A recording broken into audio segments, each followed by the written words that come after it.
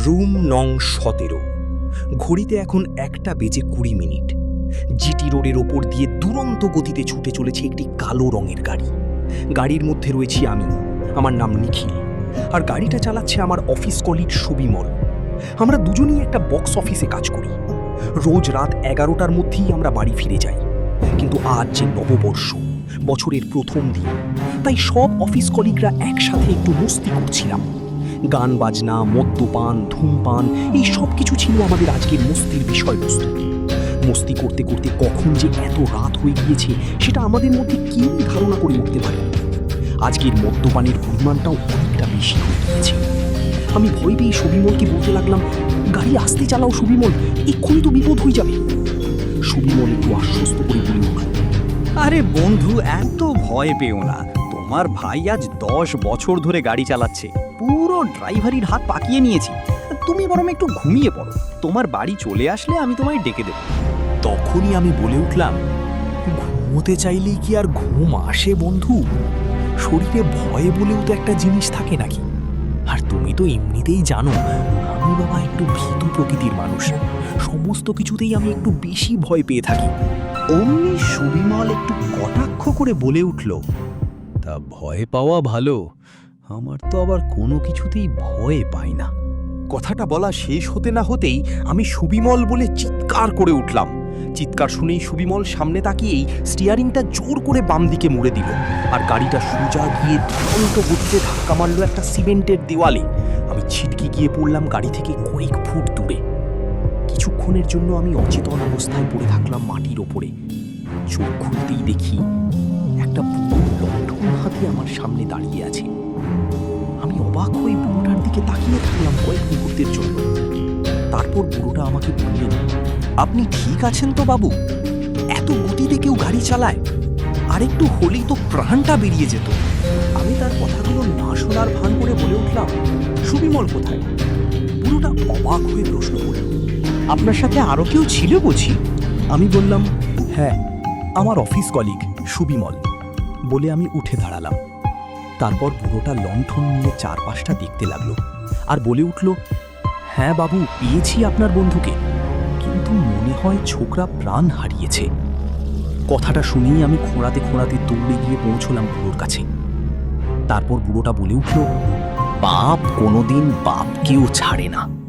কথাটা শুনেই আমি পেছনে ফিরে তাকাতেই দেখি বুড়ো উধাও। আমি একটু রেগে বললাম, শালা বুড়ো বিপদে মানুষকে সাহায্য করবে তা না, জ্ঞান দিতে এসেছিলেন। জ্ঞান দেওয়া হয়ে যেতেই ভেগে গেছে। হঠাৎ হাতটা যেন আমার নড়ে উঠল। নিজের দিকে তাকিয়ে দেখি সুবিমল আমার হাতটা ধরে উঠে বসেছে। আমি সুবিমলকে জিজ্ঞাসা করলাম, তুমি ঠিক আছো বন্ধু? সুবিমল কোনো উত্তর দিল না, শুধু ঘাড় নেড়ে ইঙ্গিত করে বুঝিয়ে দিল যে সে ঠিক আছে। আমরা দুজনেই উঠে দাঁড়িয়ে দেখি রাস্তার ওপারে একটা হোটেল থেকে আলো আসছে। সাইনবোর্ডটা খুব স্পষ্ট না হলেও বোঝা যাচ্ছে যে তাতে লেখা আছে হরির হোটেল। দেখেই আমি সুবিমলকে বলে উঠি, চলো আজকের রাতটা এখানেই আশ্রয় নেওয়া যাক। গাড়ির অবস্থাও খুব শোচনীয়। কাল সকালে ওটাকে আশেপাশে কোনো গ্যারেজে সারাতে দিয়ে বাসে করে বাড়ি চলে যাব। সুবিমল তার ঘাড় নেড়ে উত্তর দিল, হ্যাঁ। তারপর আমরা দুজন সেই হোটেলে গিয়ে উঠলাম। ঢুকতেই দেখি সামনে টেবিলের ওপর পা তুলে চেয়ারে ঠেক দিয়ে আরামে ঘুমোচ্ছেন হোটেলের মালিক। আমি গিয়ে টেবিলের ওপর একটা চাপড় মারতেই মালিক একটু ঘাবড়ে গিয়ে বলে, কে কে তুমি, কি চাই? আমি উত্তরে বললাম, ঘর চাই। তখন মালিক আমাকে প্রশ্ন করল, তোমার কপালটা কাটলো কিভাবে? অনেকটা গভীর ক্ষত যে। আমি বললাম, ও কিচ্ছু না, সামান্য একটু অ্যাক্সিডেন্ট মাত্র। মালিক বলল, তুমি একাই আছো নাকি সঙ্গে আরো কেউ আছে? আমি বললাম, আমার বন্ধু আছে সাথে। আপনি মশাই বেশি না বকে রুমের চাবিটা দিন তো, ব্যথায় আর দাঁড়াতে পারছি না। মালিক বলল, সে না হয় দিচ্ছি, কিন্তু ভালো রুম সব ভর্তি, এই একটাই রুম পড়ে রয়েছে। আপনাদেরকে একটু মানিয়ে নিতে হবে মশাই। বলে তিনি রুমের চাবিটা আমার হাতে তুলে দিলেন। আমি চাবিটা একটু উল্টিয়ে পাল্টিয়ে দেখলাম লকেটের লেখাটা রুম নম্বর 17। আমি সুবিমলকে ডাকলাম, চলে আসো সুবিমল, রুমের চাবি পেয়ে গিয়েছি। তারপর আমি আর সুবিমল সেখান থেকে চলে আসলাম, কিন্তু আসার সময় একটা বিড়বিড় শব্দ কানে আসলো। অ্যাক্সিডেন্ট করে লোকটার মাথাটা নিশ্চয়ই গেছে। রুমে ঢুকতেই দেখি রুমটা বেশ সাজানো গোছানো আর খুব পরিষ্কার পরিচ্ছন্ন, যেন কেউ আগে থেকেই জানতো আমরা আসবো বলে। আর সময় নষ্ট না করে রুমে থাকা গামছাটা দিয়ে হাত পা ধুয়ে মুছে নিলাম। আর সুবিমল তো রুমে ঢোকা মাত্রই বিছানায় গিয়ে শুয়ে পড়েছে। আমি ভাবলাম ওকে বলবো ক্ষতস্থানগুলো ধুয়ে নিলে পারতে, কিন্তু তারপর ভাবলাম না থাক, বেচারা যন্ত্রণার চোটে ঘুমিয়ে পড়েছে, ওকে আর জাগানোর দরকার নেই। এরপর হঠাৎ আমার মাথাটা একটু ঘুরিয়ে গেল। আমি বুঝালাম যে নেশার খোর এখনো ভালোই রয়েছে, তাই আর দেরি না করে খাটে শুয়ে পড়লাম আর ভাবতে আরম্ভ করলাম যে অ্যাক্সিডেন্টটা হলো কিভাবে।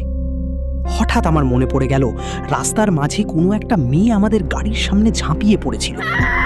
তারপর আমি চিন্তা করতে লাগলাম, তাহলে মেয়েটার কি হলো? সেটা চিন্তা করতে করতেই হঠাৎ মাথার উপর ঘুরতে থাকা ফ্যানটা যেন হঠাৎ একদম আমার গায়ের উপর পড়ে যায়। আমি ভয়ে চোখ বন্ধ করে একটু চিৎকার করে উঠলাম, কিন্তু চোখ খুলতেই দেখি না, কোথাও তো কিছু নেই, সব তো আগের মতোই ঠিকঠাক রয়েছে। মনে বলে উঠলাম, এই জন্য বলে বেশি নেশা করতে নেই। এবার আমার একটু খটকা হলো যে আমার চিৎকার শুনেও সুবিমলের ঘুম ভাঙল না। আমি পাশ ফিরতে দেখি একটা সুন্দরী যুবতী, বয়সটা ওই 24-25 হবে। আমি ভয়ে খাট থেকে মেঝেতে পড়ে গেলাম, তারপর হামাগুড়ি দিয়ে ঘরের কোণায় চলে গেলাম। তখন সুন্দরী মেয়েটি বলে উঠল, ভয় পাবেন না, আমি আপনার কোনো ক্ষতি করব না। আমি শুধু আপনাকে একটা আমার সাথে ঘটে যাওয়া একটা ঘটনা শোনাবো। আমার নাম বৃষ্টি। আমি আপনার কলিগ সুবিমলের প্রেমিকা ছিলাম। আমার বাবা পেশাগতভাবে একজন উকিল ছিলেন। আজ থেকে ঠিক 3 বছর আগে সুবিমলের সাথে আমার ভালোবাসার সম্পর্ক স্থাপন হয়। প্রথমে তো সব ঠিকঠাক চলছিল, পরে আমাদের দুজনের বাড়ি থেকে আমাদের বিয়ে ঠিক করে দেয়। বিয়ের 3 দিন আগে জানতে পারি আমাকে কোনোদিন ভালোই বাসেনি, সে শুধু আমার বাবার টাকার লোভে আমাকে প্রেমের জালে ভাসিয়েছিল। সুবিমল আগেই বিবাহিত, তার একটা স্ত্রী রয়েছে যার নাম রমা। আমি সবকিছু জানার পরে আমার বাবাকে সবকিছু জানাই।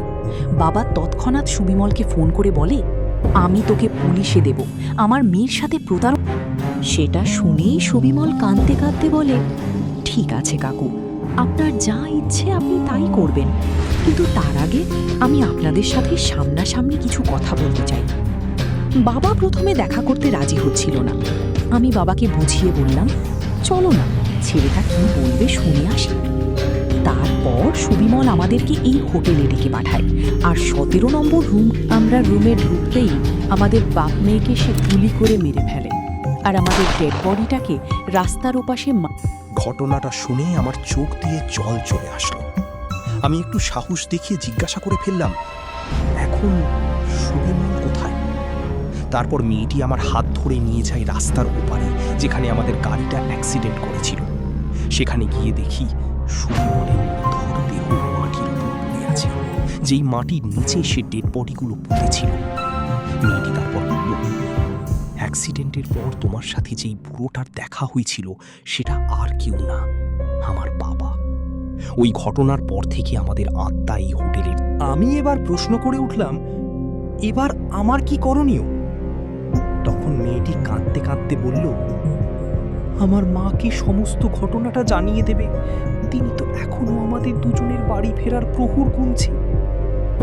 বলেই মেয়েটি অদৃশ্য হয়ে গেল, আর আমিও সুবিমলের দেহকে ওখানেই ফেলে রেখে রাতেই বাস ধরে বাড়ি চলে আসলাম। এখন আমার একটাই কর্তব্য, যেভাবেই হোক বৃষ্টির মাকে পুরো ঘটনাটা জানানো। মোরাল অফ দ্য স্টোরি, অন্যায় করলে একদিন শাস্তি অনিবার্য।